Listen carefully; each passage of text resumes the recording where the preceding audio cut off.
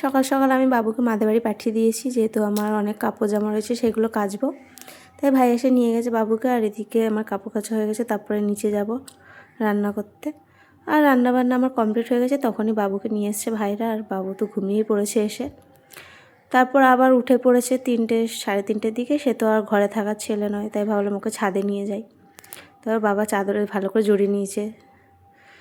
তারপর ছাদে গিয়ে দেখলাম গাছে একটা পাকা পেঁপে রয়েছে, ভাবলাম পেরে নিই, যেহেতু নাহলে পাখি খেয়ে নেবে। তাই এই গাছটা দিয়ে আমি পেঁপেটা পেরে নিয়েছি। আর এই গাছ পাশের গাছটাও পেঁপে রয়েছে, সেটা কাঁচা, সেটা পেকে গেলে আমি পারবো। আর অনেকগুলো পেঁপেও হয়েছে গাছে। তারপর বাবুর পাপা আমাকে এই যে তেঁতুলের চাটনি আর আলু কাবড়ি এনে দিয়েছে ছাদের মধ্যেই, বসে খাচ্ছিলাম। খাওয়ার পরে ঘরে এসেছি। ঘরে এসে বাবুর অবস্থাটা শুধু দেখো, আমি যতবার সাজি ততবার ফেলে। তারপর আবার সন্ধ্যাবেলায় বাবুর পাপা এই যে কেক এনেছে, এদিকে মোমো এনেছে, অনেকদিন দিয়ে মোমো খাওয়ার ইচ্ছা করছিলো, ওইদিকে একটু কটা মিষ্টি এনেছে যেহেতু দাদা আসবে। আর এদিকে বাবুর প্যাম্পাস শেষ হয়েছে, সেটা এনেছে।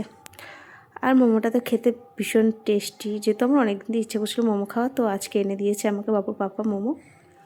আর খুবই সুন্দর খেতে, আমার তো মোমো খেতে খুব ভালো লাগে।